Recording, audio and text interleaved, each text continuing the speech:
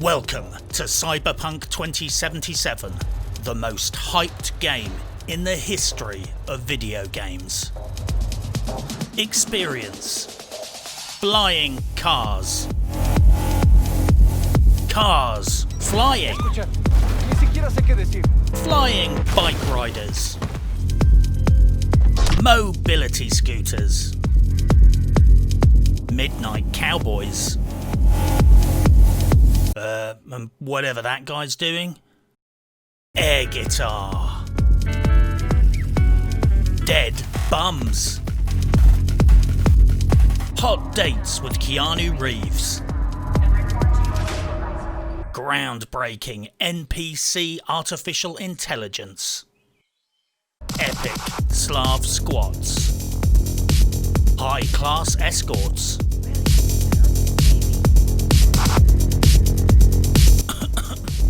Creepers.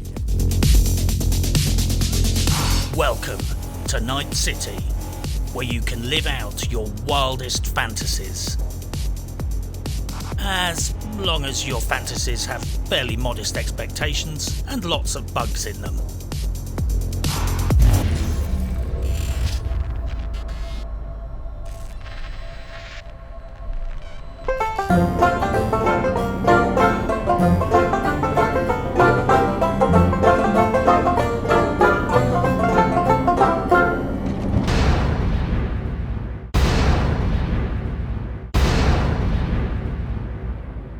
Spoiler warning. This video will inevitably contain spoilers. Cyberpunk fandom trigger warning. I will be offering some opinions on the characters, events and key players in the Cyberpunk universe. I am painfully aware that there are people out there on the internet who have been fans of Cyberpunk lore for many years, and will no doubt be offended by my ignorant and uninformed ramblings on the Cyberpunk universe. Please take some comfort from the fact that you are definitely not the only people I have offended recently. I will say right off the bat that trying to understand, review and fully discuss the phenomenon of Cyberpunk 2077 is a whole PhD thesis right there. I don't do justice to most video games I review, so this one has no chance. And the video ended up getting so big I had to cut it into two parts.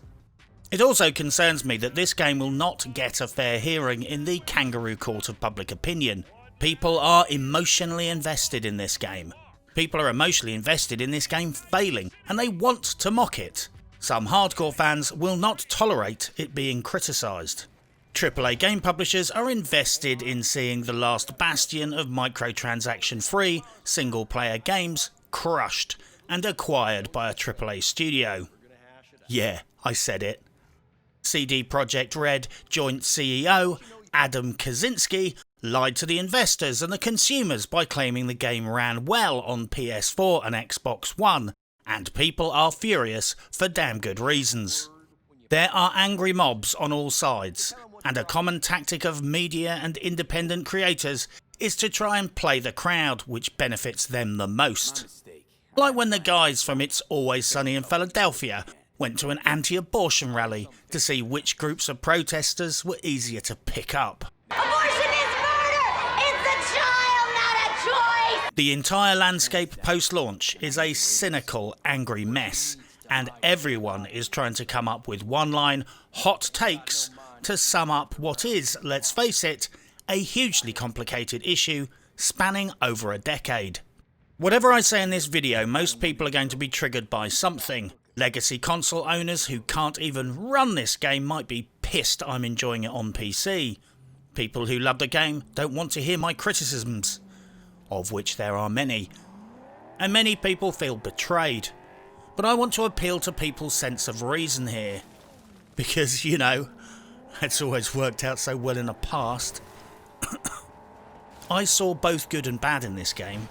If you are watching Cyberpunk 2077 videos because you are looking for confirmation that it is either brilliant or shite, and anything that does not directly tick your boxes will wig you out, then please, respectfully, this video might not be for you. The only guarantee I offer my viewers is that they get my honest, unfiltered, unbiased opinion.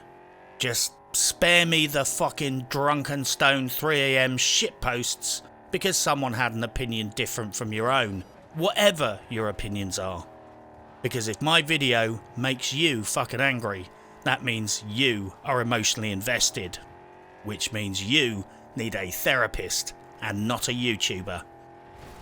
The situation with Cyberpunk 2077 is complex, but everyone wants to boil it down to hot takes. It involves lots of different parties, some very self-serving, and meanwhile most of the press and commentators are just banging war drums, playing to the crowd and capitalising on the scandal. Bad news and uproar are good for business, and business is looking good. Most of what I'm hearing in the news and commentary is just hyperbole, sound bites, tropes and catchphrases. There's a lot to unpack here, and this shitshow does not break down neatly into a morally unambiguous tale of heroes, villains and unbiased media reporting.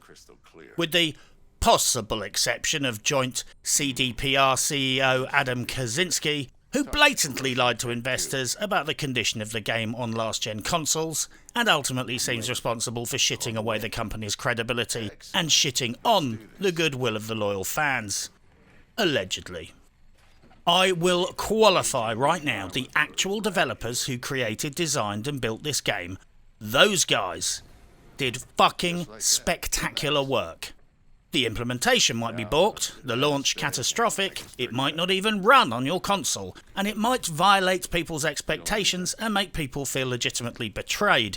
But, in isolation, the actual game, under all of the shitshow and scandal, is quite literally brilliant. Let me use a hypothetical scenario to illuminate my point. Imagine I go to a parallel universe where Cyberpunk didn't exist. I set up my own video game company called Fuck Pipe Games. I release Cyberpunk 2077 using a copy I smuggled from this dimension. I release this precise game in its launch state on December the 10th, 2020. Nobody has any expectations, preconceptions, hopes, fantasies, emotional investment or agendas. I just put the game up for sale and my marketing is this. This is Cyberpunk 2077. It doesn't work on old consoles, runs a bit shit everywhere else, but it's only 50 quid with no microtransactions, no launch day DLC, and we will try and patch it as fast as we possibly can. Take it or leave it. Under those circumstances, most people would respect the honesty, check to see if it runs on their rig, and if it did, they'd pay 50 quid and get one of the most ambitious open world action-adventure RPG-light games ever made. Obviously, however, this game wasn't released in a media and cultural vacuum, and the marketing was far from honest. Before we snap on the gloves and give this game a full rectal exam, I should qualify that I have well over 200 hours played. I've finished the main quest line and tried several endings, researched the others, done nearly every last single side quest, practically every last bit of side content, bought lots of shiny in-game cars, and some shitty ones too, took the time to read the shards and watch in-game news, and tried my very best to explore every last corner of the map. I have thrashed the living shit out of Cyberpunk 2077. Not done some half-assed game journalist effort. I crafted like one thing. There's like a whole crafting interface and like all this crafting stuff. I barely touched it. I barely updated my weapons. I went clothes shopping once. I really went down the fucking rabbit hole and played it until my eyes bled.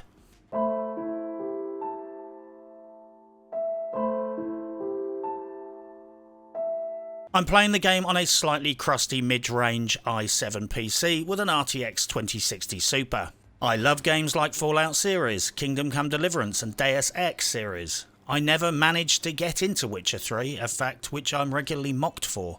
I had realistic expectations on launch day. I generally think large corporations are sociopathic, and most mainstream game journalism is servicing a political agenda when it's not lining its own fucking pockets with publishers' money.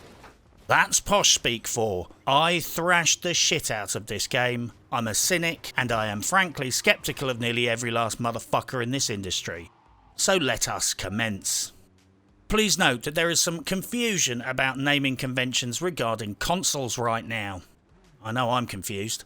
I'm going to refer to next-gen consoles like PS5 as next-gen, and last-gen consoles like PS4 and Xbox One as last-gen. If I say current-gen, people might get confused and not know what I'm fucking referring to. And I'm fucked if I'm naming every damn console every damn time. So it's old console, new console, last-gen, next-gen. Got it?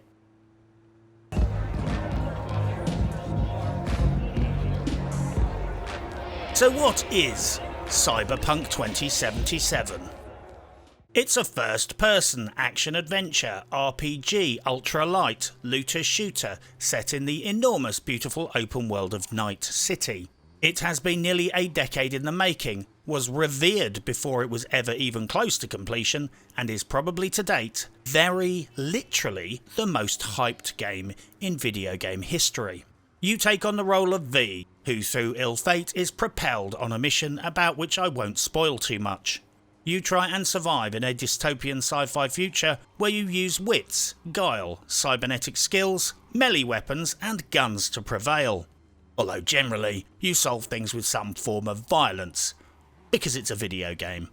You explore, craft, do quests, do side quests, do gig jobs. Decent gig jobs for people like the Night City Police Department, not actual gig jobs like in Ubisoft games where they make you deliver fucking Amazon parcels. You drive around in futuristic cars in a vast, impressive open world city full of corporate gangsters, thugs, crazies, street gangs, dreadful streamer cameo appearances and flying cars. Flying cars that we all thought we'd be able to fly. But I guess that's content that got pulled in development as well. You get to choose from 3 different points of origin, or life paths, which basically give you a little extra access, a little extra dialogue options, but probably doesn't affect the game that much. But what the fuck do I know? It took me 200 hours to beat this game once. I ain't doing it 2 more times before the review. Although I have just started a second playthrough as Corpo on the hardest difficulty. And that says something. This is a game where you explore, go to a funeral, feel some genuine emotion, carjack, murder people, save a guy's cock, kill the wrong person by accident, fight in underground boxing matches, steal shit, compete in car racing competitions, do amateur law enforcement. You get to be a saviour and a shitbag, because in Night City, people will pay for anything, and you will frankly do anything for money. Cyberpunk 2077 is based on the lore of the tabletop RPG Cyberpunk 2020 and Cyberpunk Red, which was the brainchild of Mike Pondsmith. It is clear to see how Pondsmith's experiences as a child in his formative years propelled him towards success, being industrious and diligently working on increasingly complex and sophisticated games. Imagine being the only black kid growing up in Compton who plays Dungeons and Dragons in the 60s, when all the other kids were into funk, soul and wearing flares. You're surrounded by poverty, growing up in a single parent family on food stamps, being forced to play Dungeons and Dragons on your own in the yard because no other kids want anything to do with you because you wear a wizard hat in the hood. Just imagine that. And whilst you imagine that, I'll tell everyone else what really happened. Mike Pondsmith was a military brat, the offspring of an Air Force officer and a psychologist. He was designing games even as a child and played a lot of military and naval war games. He graduated from the University of California with degree qualifications in psychology and graphic design. He was actually introduced to Dungeons and Dragons at college, and whilst liking the general principles, didn't like the setting and set about reworking his own manifestations of tabletop RPGs. So yes, the jury is still out as to whether or not he's ever worn a wizard's hat. Pondsmith has a pretty decent trifecta of skills. the discipline of a military childhood, the humanistic perspective of having a psychologist parent and qualifying as one himself, the education in creative graphic design. Right out of the gate he loved games, and on top of that he had discipline, human understanding, creativity. Who could have predicted that a guy who loves games, with an understanding of human psychology, a background of discipline and wargaming, and a penchant for creative arts, would end up designing a brilliant and highly successful RPG? Go figure. And when I put it like that, perhaps everyone should have seen it coming. Then again, creative genius also requires lots of hard work, perseverance, and not a little good luck, which Pondsmith fortunately also had in spades. He created the Cyberpunk universe, the lore, the design, gang and corporate hierarchies, and everything else that formed the foundation of the video game stories. So yeah, when hardcore tabletop RPG fanatics feel a little bit let down by the video game, well, frankly, it's understandable. Think the film adaptation of Lord of the Rings, only without the boring as fuck 45-minute snooze fest ending.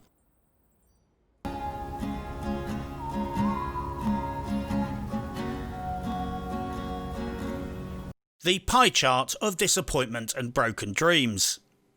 Cyberpunk 2077 sold 8 million units roughly, 4.7 on PC, 3.3 on assorted consoles.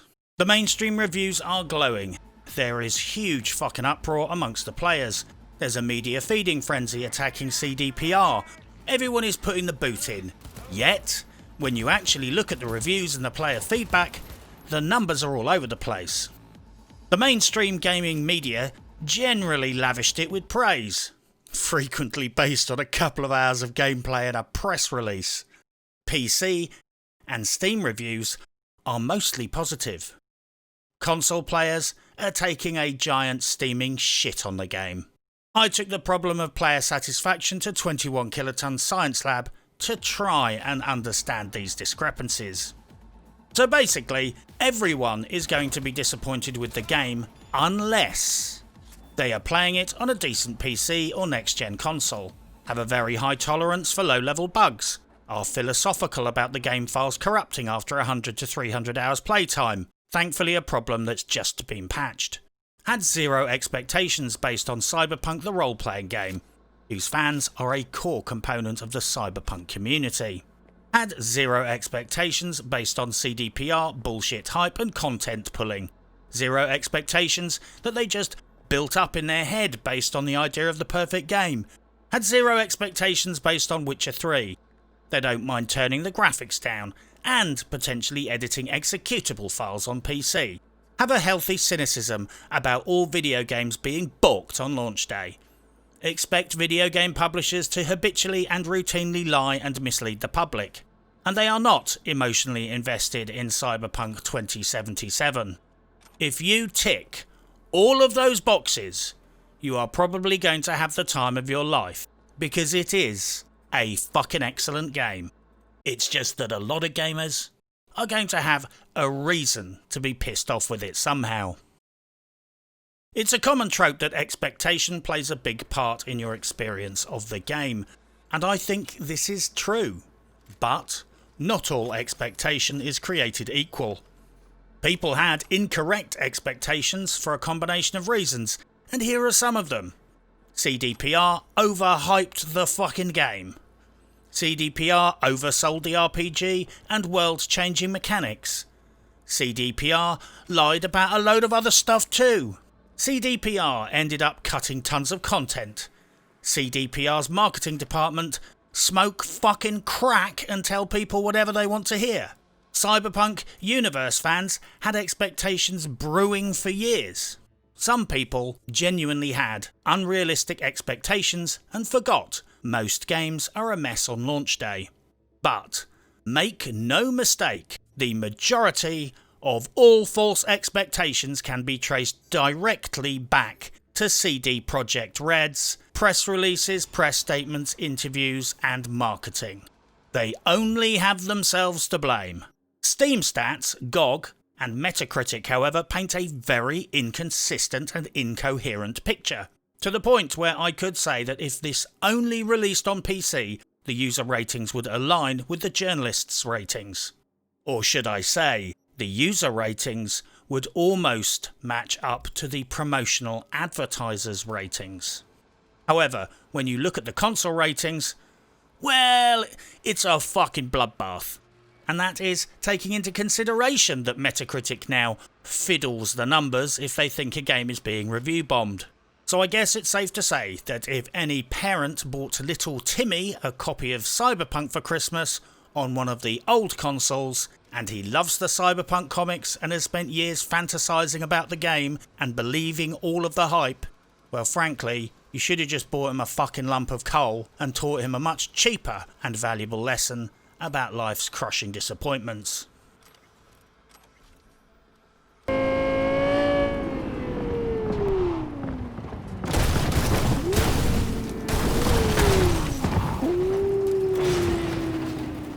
The train wreck launch, TLDR. CDPR have spent 8 years making and hyping this game. They made claims about content, then changed their minds and pulled it, like wall running.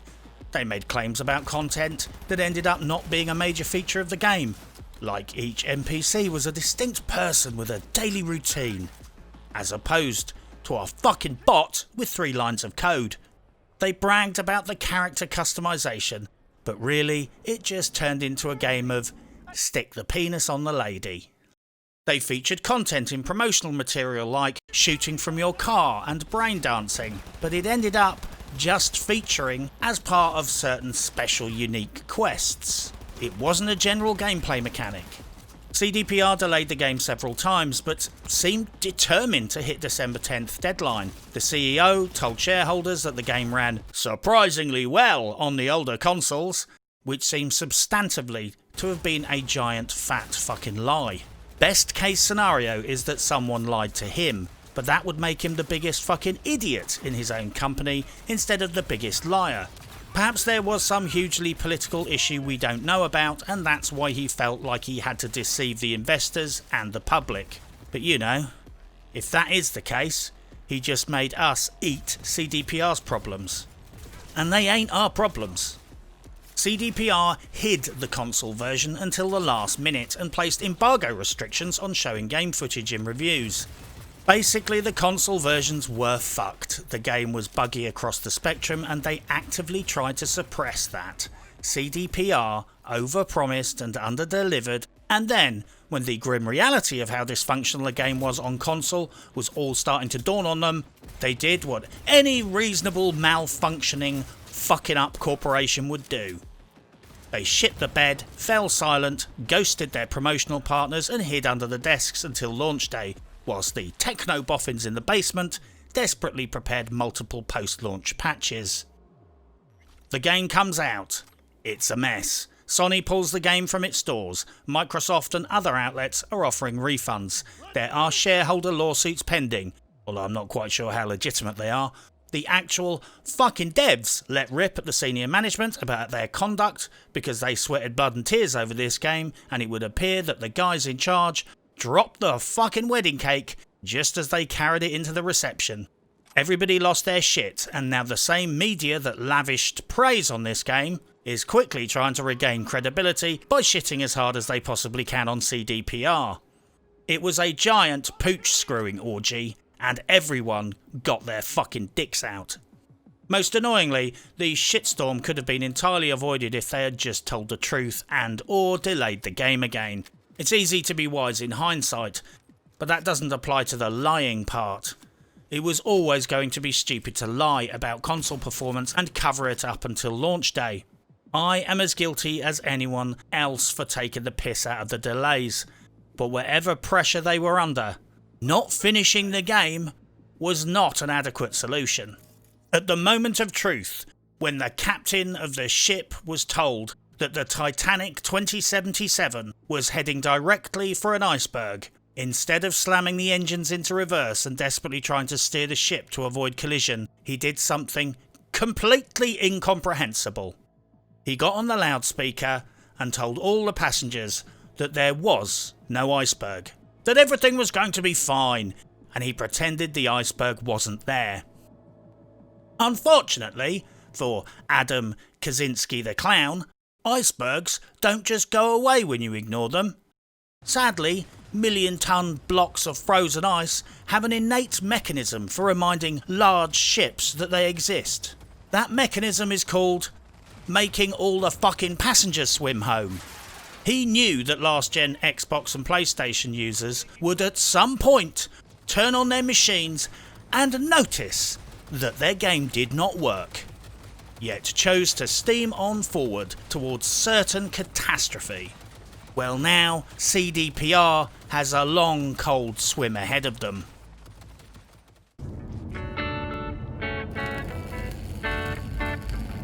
The industry wants Cyberpunk 2077 to fail. I've stated in many previous videos that you need to filter the news coverage, taking into account that the mainstream video game industry desperately wants Cyberpunk to fail. This is not a defence of their actions, I merely state that running concurrently with the hype train has been the hate train, or the hit piece train, where mainstream gaming journalism has been routinely taking potshots at the game for issues such as identity politics, gender issues, using the word guys on Twitter. Not important issues such as does it fucking work, but for issues peripheral to the game and for which CDPR are probably the least guilty offenders in the industry. Let's also not forget that the cult of progressive video game journalism has also painted a bullseye on this game back long before it launched. Reset Era has had an ongoing hate campaign hard-locked on its forums trying to smear the game and the company as transphobic. Apparently they all got triggered by this trans image. Although I'm pretty sure they were just waiting to get triggered by anything. It is, however, hilarious to note that gaming journos spent years sniping at this game in order to please their AAA corporate overlords, because they pay all the advertising revenue that pays all the journos. But when the actual game came out, half fucked on half of consoles, buggy and blatantly not as advertised, like a plane on autopilot, they gave it glowing reviews, because the review process is as corrupt as their editorial policies. Look, microtransactions and loot boxes now account for over 80% of the entire revenue of the video game industry. Apparently, a quarter of Ubisoft's income comes from microtransactions, mainly, it appears, from Rainbow Six Siege. They justify this by saying they can't afford to make games without them. CD Projekt Red is proof that the rest of the AAA industry is lying. They are making single-player games with zero microtransactions for a middling price, and this game is fucking huge. Their existence contradicts a multi-billion-dollar industry scam where gambling is sold under the radar to kids and vulnerable adults, and the sooner they can shoot the black swan the better. I am very glad that CDPR did not bend the knee and remove the trans advertisements in the game. I mean, why should they? It's a positive thing, right? I'm glad the content in the game is very adult, explicit at times, with sexual content, sex scenes, dildo weapons, and ultraviolence. Although I did think it was funny that in one verbal exchange, V refers to someone as a corpo rat, but the subtitles said, corpo cunt. So clearly there was some hesitancy on some level. Perhaps the voice artist felt uncomfortable. It is, however, sad that whilst the whole industry waited to ambush this game, CDPR pretty much did the work for them, by lying and botching the launch. They knew they were walking into an ambush, and instead of playing safe, they lit a flare, dropped it down their fucking pants, and then tried to put it out with petrol. One thought that did occur to me, however, is how this all played out. It's actually funny as fuck that because of the utter launch failure on old consoles, the entire herd of mainstream media journalists have moved on to that issue and mostly forgotten about all the other scandals. Think about it, if this game had launched smoothly, all the shill media would be attacking the game's content instead and calling for censorship and cancellation because of transphobia and identity politics nonsense. So this might have ended up being one of the most fortuitous, accidental media diversions in video game history. Albeit a total Pyrrhic victory.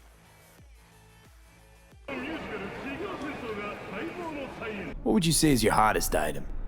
Vibrators, motorized for your kinetic pleasure. The trope that CD Projekt Red are as bad as all the other AAA publishers is substantively untrue. I get it. Everyone likes to see the posh bitch fall off the catwalk. Most of the modern gutter press is based on the principles that people secretly enjoy watching people knocked off their pedestal. Or high horse in this case. Because let's not fuck around, CDPR has not done themselves any favours by swaggering around, boasting about their pro-gamer, anti-greed, unique, moral stance, while simultaneously running a loot box gambling racket in its online card game Gwent.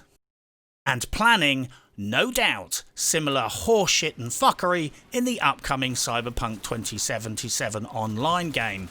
Release date to be confirmed. CDPR had enough enemies without setting itself up to come across as holier than thou, just prior to pissing away all of its goodwill amongst gamers. However, even though all the cool kids are using the trope, CD Projekt Red are just as bad as all the other AAA publishers, it is substantively and quantifiably not true. Their executive managers do indeed seem to be liars. Their marketing has been deceptive and frankly dishonest. They do engage in crunch. They clearly release unfinished dysfunctional products.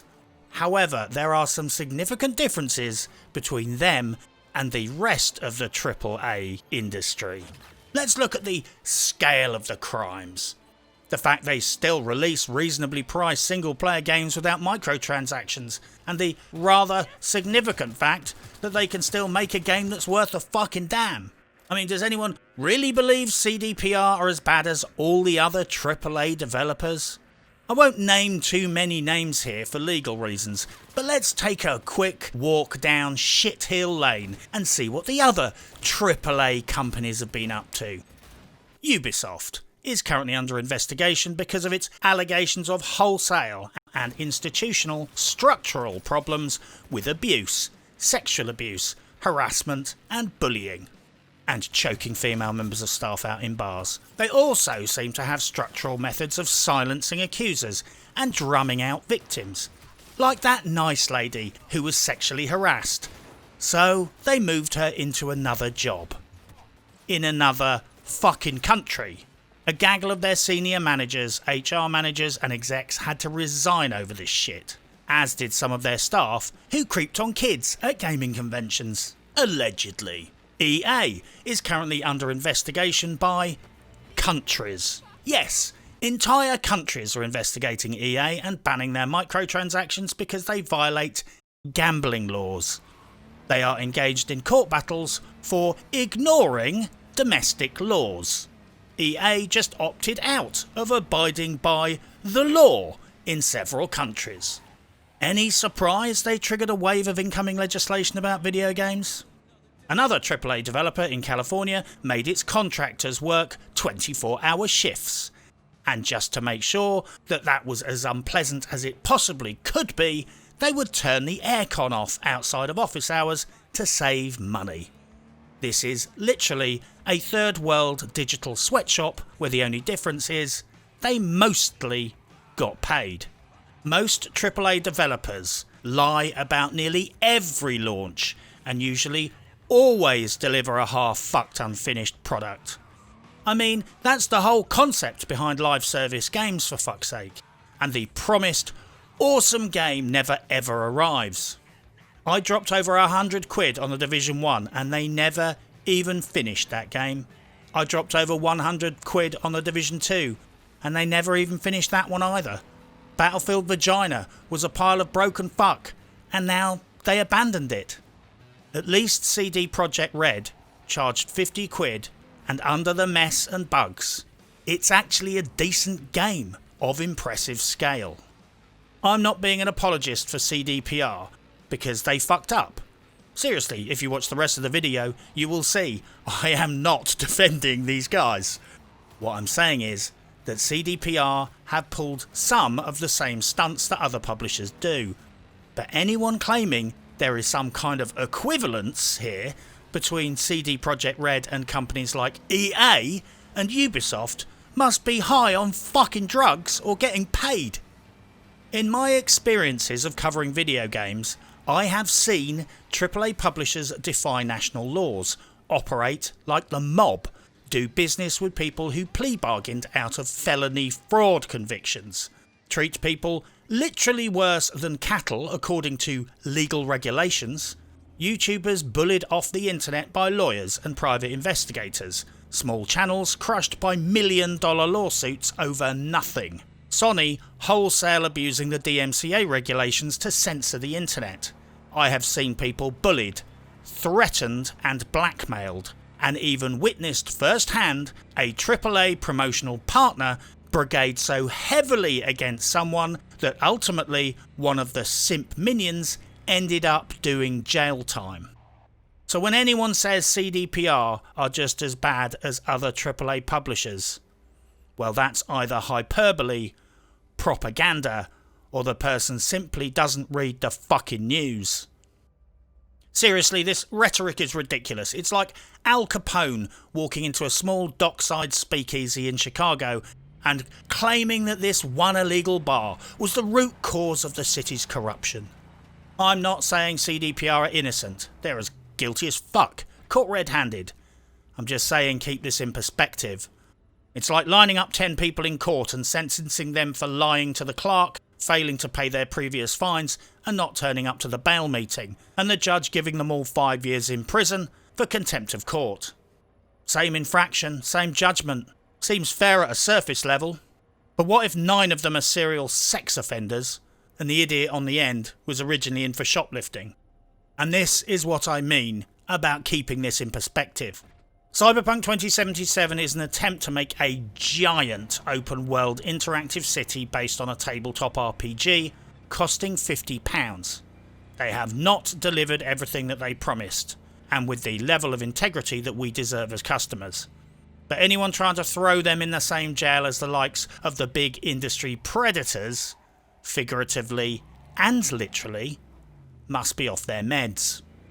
As a footnote, however, I would just like to say that as a fan of open world RPGs, I have rarely played at launch and experienced anything other than a buggy mess.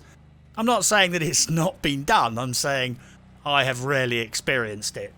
So yeah, I know a lot of people think they're being edgy by trying to hold CDPR to, frankly, higher standards than they usually fail to hold a AAA industry to, but I just don't buy it.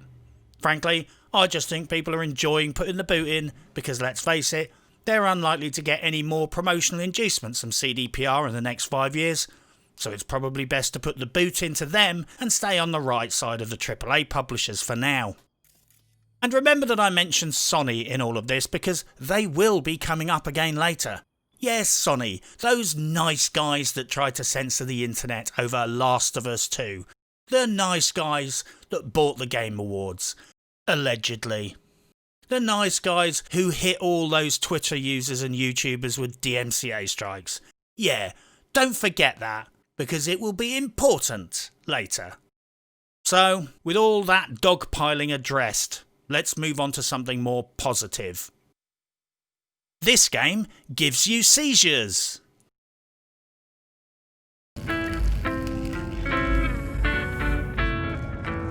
Everything under control. Functionality and fuckery. I get it. CDPR were trying to do the impossible. They were trying to create one of the biggest open world games right at the moment when next gen consoles were coming out, at precisely the same time that the RTX 30 series of video cards are being released. Gaming technology was taking a quantum leap forward in performance, and they wanted Cyberpunk 2077 to showcase and fully show off that technology. And be backwards compatible on consoles, some of which were designed, built and sold in 2013, and which were so weak and underpowered at launch, they both came out with improved upgraded versions later. Well, they fucked that up. And besides, that's only an explanation of the problem, not a justification for failing at the solution. And lying about it.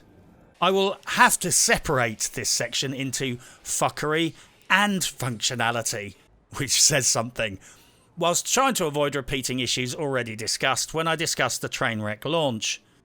Perhaps in fact describing the launch as a train wreck is too harsh, because it's not really being fair to trains and fucking wrecks.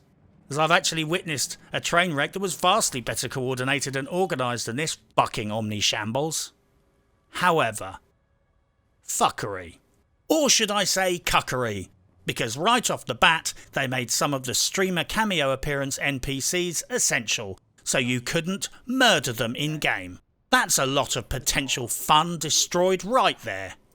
Fuck you! Fuck you sideways, asshole!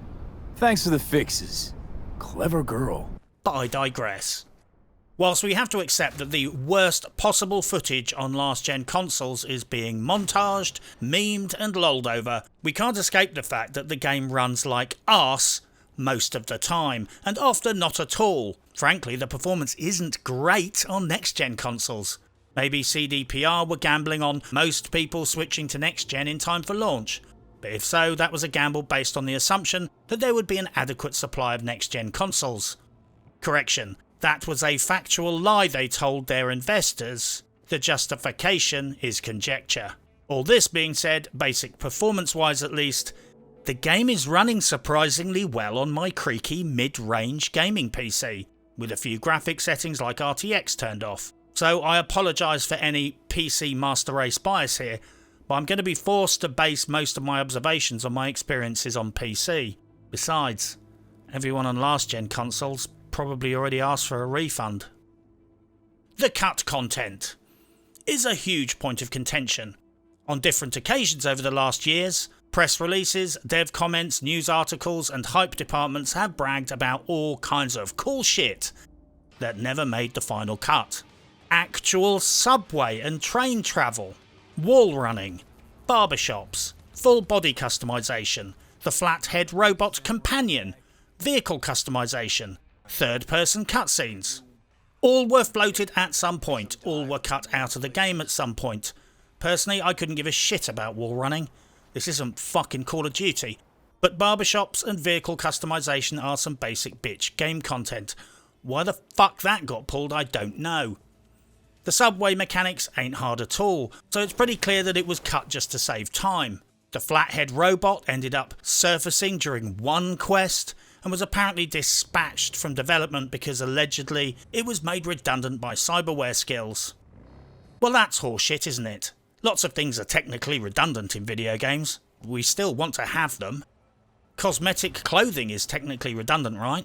We could all just have little Chairman Mao suits. Having different types of guns is technically redundant. They all shoot bullets, right? Why not only have one car? They all drive down roads. Redundant my hairy arse. Who doesn't want a robot companion following them around in a video game? Only sickos and Luddites. This got cut to save time. Most of this shit will no doubt miraculously show up in later patches, free content patches, as announced, and the future paid DLC. The full body customization, well, that's more problematic for reasons I'll discuss later. Then there was the issue of the laughable rearguard action being fought by CDPR about all of this fuckery. At one point, a well-meaning CDPR mod was telling players that the best solution to the corrupt save file problem is to play less, so you have smaller files. Really? That's all you've got? They've been issuing constant meaningless statements about doing better and being sorry. No one fucking cares. That shit used to fly when people trusted them. They amply demonstrated that whilst they might not be just as bad as AAA games companies, they certainly have the potential and have used the same set of tactics. So no, placation and appeals to emotion don't fly anymore. It's time for hard, concrete guarantees and delivery dates. And as I said that, a word flashed into my mind. Roadmaps. You know, That dirty swear word live service games use to string you along about their unfulfilled promises and broken dreams. I can't help but think that maybe certain parties at CDPR took a look at the crazy shit some publishers get away with the whole live service paradigm, then decided to do a little soft live service themselves. They didn't want to say live service out loud, but I think that's the master plan here. I think this is their fallback position they decided to adopt when deadlines started to get missed, they couldn't cull any more content, and Judgment Day was looming. Especially considering that the same executive management types who bullshitted about the game's readiness mostly have backgrounds in, you guessed it, marketing. And lest we forget, live service games is an exercise in marketing and expectation management. It's not about game development. Live service is organised, strategic, lying and perception management. You only get developers in when the players demand more content now because the lies are wearing thin. Functionality. I can't stress enough that running this on an ancient i7, an RTX 2060 Super graphics card, where Windows is on one SSD and the game is running on another SSD, my performance is surprisingly fine. I was shocked. The actual magnitude of strain on my system is trivial compared to any typical Ubisoft title. The game admittedly has a metric fuck ton of issues and small bugs, but on my PC at least, I barely hear the fans spinning up. So let's talk about some of those issues and bugs, I guess. The UI has issues and numerical inconsistencies. Maybe I missed a fucking memo, but I kept seeing things that looked mathematically incorrect in the UI. I would deconstruct stuff and it would still appear in my UI. Stats for guns and mods would give different numbers depending on where I was looking in the UI. There was a fundamental lack of tooltips and info which may have explained the inconsistencies. The UI navigation was also a bit arse about tit. I also felt I had to go around the houses a bit to get where I wanted. I couldn't seem to equip mods on items unless they were equipped on my character. I'm prepared to believe that some of the issues might be my fucking addled brain getting confused, but when I've done the same disassembly animation 20 times and the gun mod is still in my fucking bag, well that ain't on me. The fucking loot inventory drives me fucking insane, and I know I'm not alone here. There's a reason why everybody saves before they start dismantling their loot. I mean, it's 90% there, but the whole thing where it hang freezes when you deconstruct something and then suddenly shunts things up one row is infuriating. Trying to quickly deconstruct shit in a hurry, I cannot count the times where I've already pressed the deconstruct button before realising that the important gun I wanted to keep had just jumped down under where my cursor was because of the previous thing I deleted, and now it was gone for good in the case of unique and iconic weapons. Fucking nonsense. Combined with the fact you can't flag stuff for keeping. Most games these days let you favourite items in your inventory so you don't accidentally delete them when, say, for example, your fucking broken UI jumps around, fucks you in the arse like Cyberpunk 2077 does. That might be a worthy candidate for a fix, perchance. I would note, however, I did recently discover that you can store gear in the trunk of your vehicle, which does constitute a reasonable substitute for a favourite option. And yeah, in case you didn't know, walk around to the back of your owned vehicle and you can open the trunk storage and store stuff in your stash. There is also no batch crafting function. I shit you not, when I was crafting low-level components up the crafting tree one at a time, I had to take periodic beer breaks just to spam mouse button 1 hundreds and perhaps thousands of times. What the actual fuck? This game is supposed to be Cyberpunk, not fucking data entry training. Do the maths. Here's an example of crafting. You need 10 white widgets to make one green widget, 10 green widgets to make one blue widget, 10 blue widgets to make one purple widget, 10 purple widgets to make one gold widget. Well, right now I need 43 purple widgets and a couple of gold widgets. Am I supposed to take a day off just so I can sit here and click mouse button 1? Do I need to hire someone to come in and click my mouse while I'm asleep? My mouse button is only rated for a few million clicks. That means you could probably use Cyberpunk 2077 Legendaries as a rating system for gaming mice. Oh, that's a 50 quid mouse, mate. It gets a 5 Cyberpunk Legendary rating. You can easily make 5 Legendary guns from scratch before that fucker breaks. And just to throw some salt into the already crying eyes, the button press is on a half-second timer, so it's not like clicking it faster will make any difference. Now, they knew about this before launch and decided not to fix it. I'm going to take a wild punt here and postulate that maybe, just fucking maybe, they also knew all about the max save file issue before launch and realised that fixing the utterly cretinous crafting button would simply accelerate players towards an 8 meg save file maximum, thus ushering in another PR catastrophe even sooner. You heard it here first. I think they left the crafting system deliberately balked to slow down the number of players hitting an 8 meg save file, so they could rush out and patch it before it happened. Well, they fucked that up. Strangely, gamers are rather good at pressing mouse button 1. Apparently, according to scientific research, some gamers practice using that button quite a lot. Who would have thunk it? So yeah, people easily hit the 8 meg maximum file size because of crafting long before the patch arrived. Talking of loot, I also take major issues with some of the legendaries in the game and the scaling. Early game I was looting legendaries with abysmally low stats. 10 levels later they were functionally useless. Purples were dropping with much higher stats which required moderate amounts of craftables to upgrade.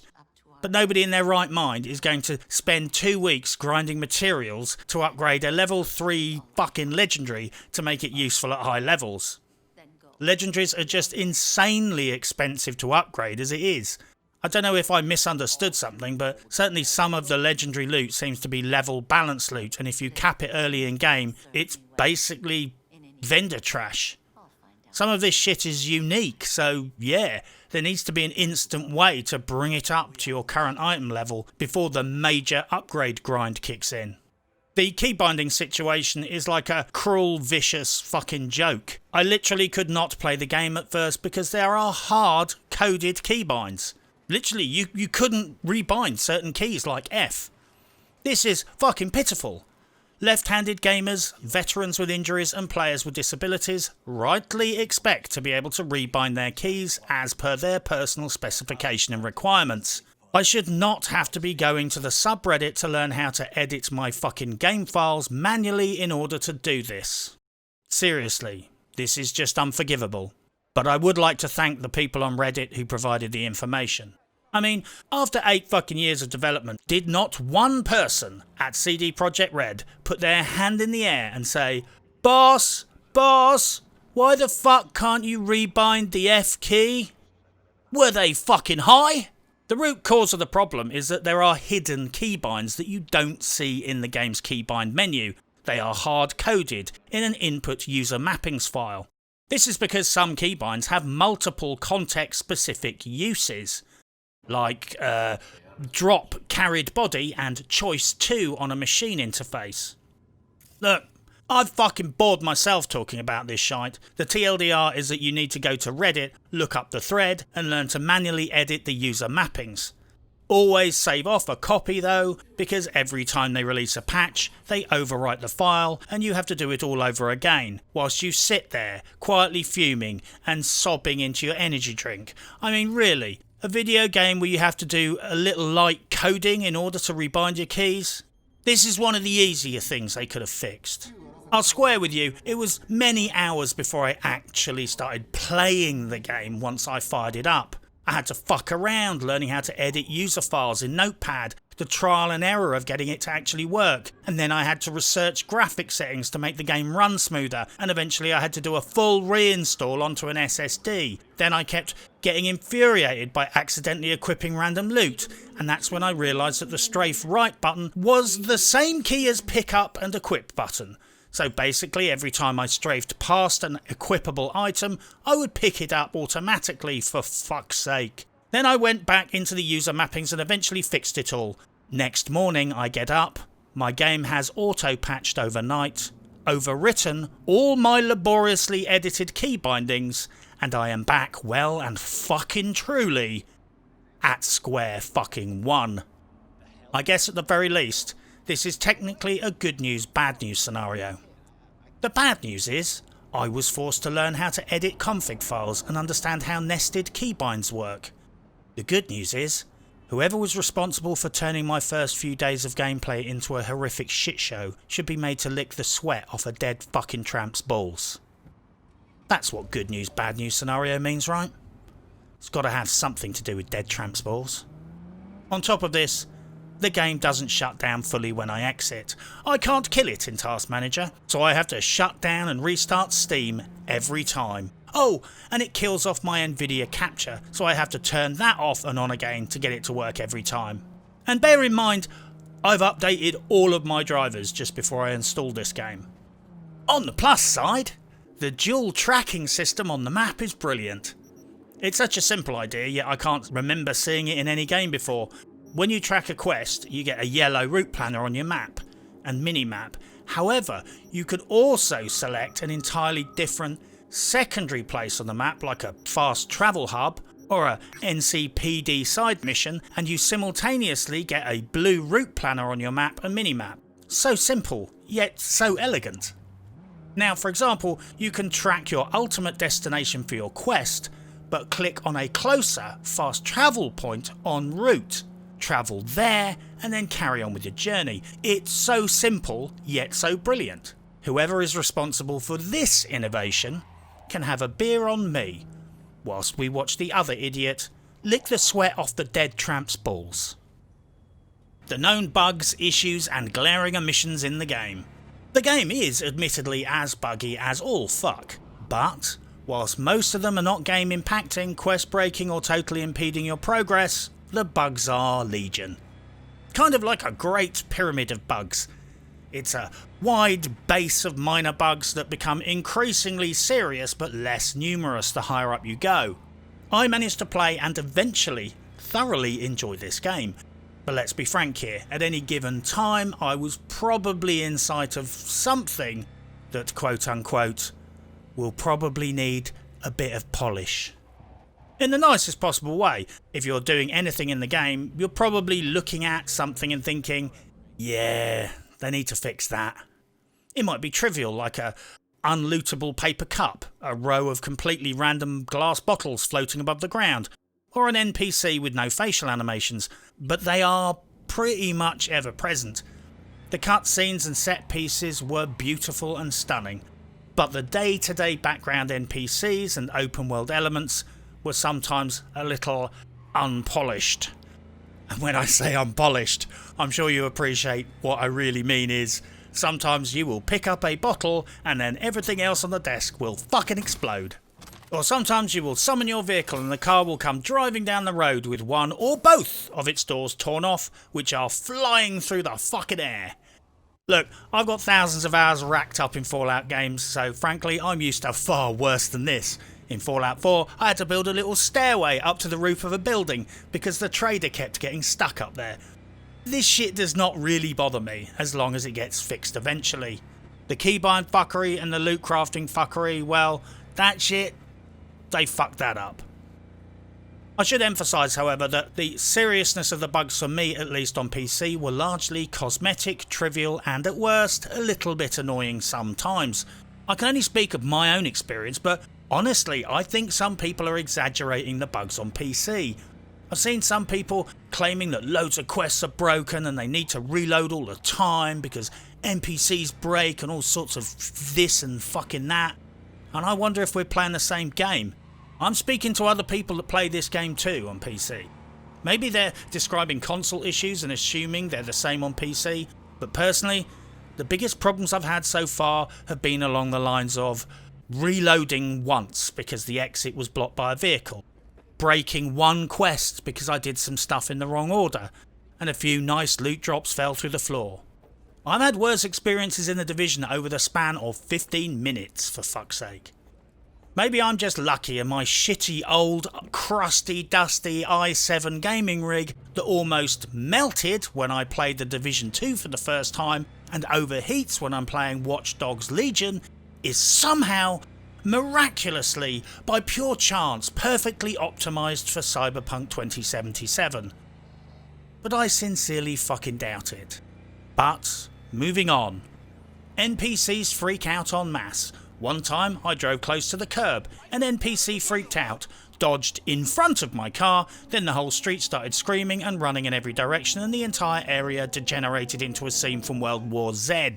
One time, after a gunfight, all the NPCs in the entire area went full Slav squat and stayed that way permanently. Never go full Slav squat. NPCs are not rich and complex, leading lives with daily routines and activities. These are simply wild, untruthful boasts made by CDPR's marketing department. The NPCs are like fucking shop mannequins being wheeled around on skateboards. Admittedly, some were very pretty and I stalked them for a while, but sadly, most of the time they just walked along a pavement, turned around, walked back again. I never managed to follow them home and get to watch them get undressed. They do, however, execute a Slav squat the second I tread on a beer bottle and trigger some kind of regional pandemic of fear. The teleporting cops are a meme. It's great that the cops are generally not intrusive and don't interrupt your game, but frankly they appear to have gone to the same police academy as Watch Dogs Legion. Perhaps even to the police academy.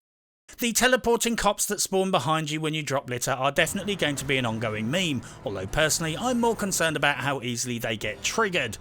One time I literally drove over what sounded like a bottle whilst parking. I heard a crunching pop, then my HUD lit up like a Christmas tree, a warrant instantly issued, and it became shootout at the OK Corral. Another time I was on a quest where I had to beat the information out of a creeper. Afterwards, I punched him one more time for good measure, but that punch apparently was a crime. Cops teleported into that building inside 30 seconds, and they really need to rework the script and do better than this. Spontaneous hostile zones. Some areas just flagged hostile out in the Badlands. One time, there wasn't even anything there. I would hypothesise that this may be caused by several separate issues with the game operating at once. Sometimes enemies fall through terrain, sometimes enemies still see you and remain hostile after they are killed. Some aspects of the game are not reset with a reload and maintain their save state permanently. So if some tit that you kill dies, falls through the map and continues to give you the stink eye from the ever after, that area could now remain a permanently in combat zone for the rest of your playthrough.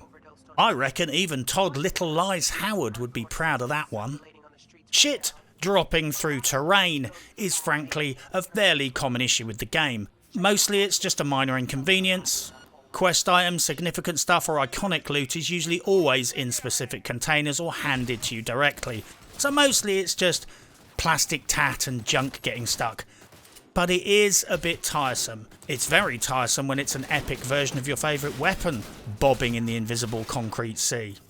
But the main thing it does is every time you run over to some paper cup and you can't loot it, it serves as a little reminder that the game's broken. And that happens about 100 times an hour. From a psychological perspective, they might want to fix that. Notifications are desyncing. It's not uncommon to find your notifications spamming you long after you left a location. You have a gun battle, jump in your car, drive down the road, and then experience 500 yards of fucking spam. Shit I looted, XP I earned, you name it, the game spams it. Not sure if this is unintentional or by design, but it's fairly annoying either way. Talking of synchronisation, whilst it's entirely realistic that you get random calls from people at random unplanned times, dear fucking lord, maybe there should be a set phone to silent built into phones in 2077. I've got that function on my phone now, and that's a burner phone I got from the fucking market. There were some quite literally beautiful and emotional scenes in the story that genuinely hit me where I live, that were entirely ruined by the bing bong of Regina fucking Jones calling me, the phone automatically answering, and her spontaneously jibber-jabbering about some fucking laundry she needed collecting or some such shit. Regina fucking Jones is fast turning into the new Preston Garvey. I've gotten word about a settlement that's being threatened by raiders. I'll mark it on your map. I've gotten word about a settlement that's being threatened by raiders. I'll mark it on your map. She is the third wheel in any emotional moment you will experience in this game. Trust me. Sometimes the game crushes its own emotional footprint. It's like when you're watching a really sad YouTube video and suddenly halfway through, just as the kid is explaining how her dad died, bang! An unskippable advert for an electronic ball shaver jumps up in your grill. The game sometimes feels worse than ball shaver commercials injected into the middle of grief. They need to have some method of controlling those telephone calls during high impact emotional scenes in the game. Sometimes it gets fucking farcical. The facial animations in the cutscenes and scripted elements are cinematic quality. I'm talking best in show, some of the best mocap scenes I have ever seen. The rest of the time, they're either on the piss or entirely missing. I literally had some NPC interactions where I couldn't work out who was speaking because everyone's face was frozen. It's like some cyber terrorism organisation blanket bombed Night City with Botox. There's a cyberware zoom bug. I guess even in the future technology will have bugs, but I had all sorts of issues with my cyber optics not zooming in correctly depending on the weapon I had equipped. A sniper rifle balked it, but if I had my cyber fisting abilities equipped, it barely worked at all. Just a slight 10% zoom in. And on the subject of optics, I also had a lot of issues with my graphics lag freezing, huge frame rate drops when I turned around suddenly whilst driving, and generally issues when travelling fast. And by issues I mean that sometimes the game would lag lock for a second, often causing me to lose control and crash. But I do crash the car often enough when everything is working, so I won't be putting in an insurance claim over that one just yet. Oh yeah. And most fucking importantly, you can't ride the mobility scooters. That was a tragic lost opportunity right there. They made a game, put mobility scooters everywhere, and not one is a rideable vehicle. I have been tracking and compiling a record of them in case this gets fixed in a future patch. Please, CDPR, I fucking beg you, don't fuck this up. Seriously, fuck the rest of the problems until you fix the mobility scooters and make them customizable in a DLC. Not even kidding. I can show you my photo collection if you like. The bug list in a nutshell. So yeah, it's safe to say the emergency patch team is going to have a busy new year or two. But whilst most of the issues in no way stopped me playing on PC, none were game breaking and only one side quest permanently broke, low level bugs were ubiquitous, albeit easily ignored. Graphical aberrations, unlootable objects, cars spontaneously exploding and flying through the air, dead NPCs vanishing before I could loot them, desynced audio, pregnant pauses in dialogue, NPCs talking over each other, me talking over NPCs, subtitles not clearing down and remaining stuck on screen, fairly impressive feat considering I'd turned them off, the word failed stuck on screen permanently, which frankly felt like CDPR were trying to send me some subliminal psychoanalytic bad vibe whilst I was playing. Even the cars, that were usually brilliant, seemed to have a nasty habit of being decommed and stuck permanently if you drove over a rubbish bag, which led me to honestly suspect some of the old Division devs moved over to Poland to help them out. Sure, you can always just walk a few hundred yards and then remotely request your car come again, but if it's early game, you're piss poor and you just snaffled yourself some tasty Militech armoured SUV or a police cruiser, you don't really want that fucker snagged up on a trash bag full of pot noodle cups and jizz rags and end up being forced to summon your micro compact eco car or your fucking creeper serial killer van, even though the serial killer van is my favourite vehicle. You still get my general point. There are several master bug lists currently being compiled if you fancy doing a couple of weeks relaxed reading later. All this low level fuckery aside, I still enjoyed the experience of the game immensely, and as noted, for some reason this game stresses my CPU and GPU far less than the last 3 Ubisoft games I bought, which generally thrash my PC so mercilessly. The fans raged so hard I had to put a dumbbell on top of the damn thing to stop it from taking off. Don't even get me started about the fire extinguisher I keep next to my computer with the words Ubisoft protection device written on it. Not even kidding. This game might be fucked on last gen consoles, run badly on next gen consoles, but on a mid-range PC, I've been having an experience superior to most AAA games launched these days. Let's not forget that smooth running games on launch day like Death Stranding and Ghost of Tsushima are the exception and not the rule, which makes me wonder why Kaczynski the Clown had to lie about it. I also think, to be fair, people are doing a piss poor job differentiating the problems across the platforms.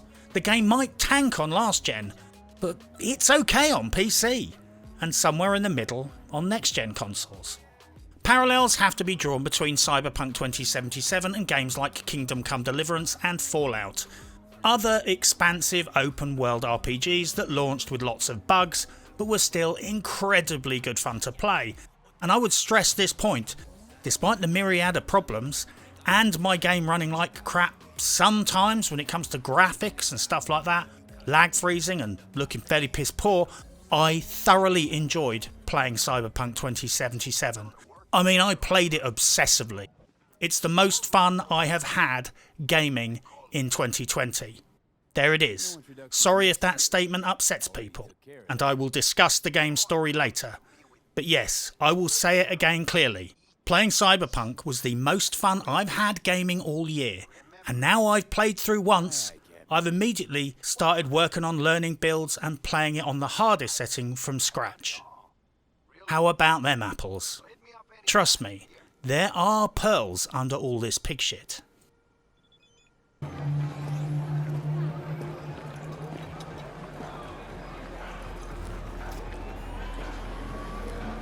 Character customization. I'm not gonna lie, I'm not great with regional accents, but it kinda freaked me out that V's male voice somehow kept reminding me of It's a Gundam. Once you hear it, it can never be unheard. Let's be honest, the initial character customization is a bit of a letdown. Given what was initially promised in all the hype, it's all ended up a bit thin. You can have nice facial tattoos and weird eyes, but only a single male or female body type. And not a lot else apart from genital preferences. On yourself, that is. Oh yeah, and pubes. Basically, you can cosmetically change your appearance, but the body size is locked down. However, with afterthought I suddenly realised why this is, and the clue was the memes where people's people's cocks were poking through their clothes. In video games, when things like cocks poke through your clothes, this is called clipping. Whereas if you do it in real life, it's called indecent exposure. It's a relatively mild misdemeanour, you'll be fine. Just act really remorseful and claim you were sleepwalking or something. Anyway, clipping is an issue because it happens when models of characters and their clothes aren't married up correctly together. It's a laborious exercise in testing and correcting. They have literally thousands upon thousands of clothing item models and loads of outfits and disguises, and they all have to integrate together seamlessly, regardless of what random selection you have on at the time. Imagine if you folded in scalable body sizes and limb sizes and head sizes. That would be unworkable, or at least exponentially more complicated and difficult to finalise. As any player of Kingdom Come Deliverance will vouch for, Warhorse Studios did legendary work with their armour and clothes and still had certain clothes clipping through certain armour. Imagine the many thousands of clothing items in Cyberpunk combined with scalable body types. I'm not saying I like it, I'm just saying that at some point someone with intelligence, finesse and profound understanding of human anatomy suddenly realised that if they let fatties like me get their way and have 8 breasts and 3 dicks, modelling the armour would suddenly require hundreds or thousands of times more work. So yeah, they probably just locked down the body sizes, because if not, Every single item would have 10 or so sizes, and everything would have to be tested against everything else to see if it clipped through any other clothing item.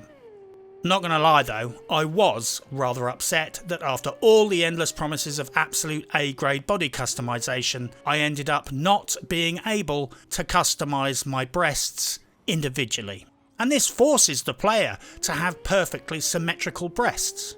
This is a clear example of ableism in video games, about which I will obviously be complaining on Twitter. Everyone knows that breasts are never 100% symmetrical. A matching pair is seldom a perfectly matching pair. In fact, it's not unheard of for some guys or non-gender specified breast fanciers to actually have a favourite breast. Personally, I almost exclusively prefer the left breast, but this is more of a function of pragmatism than aesthetics, because that's usually the only one I get to touch, because my right wrist is usually handcuffed to the hospital bed. All this aside, the customization is excellent when it comes to playing dress up Barbie, choosing your clothes, and even the outfit over clothes. You have almost unlimited scope to dress yourself up to look like a fucking space cake. Your character body modification though, well, that's basically beards, tats, pubes and haircuts and front bottoms. So yeah, they fucked that up. Well, ladies and gentle cunts, there endeth part 1 of Cyberpunk the Disaster Movie.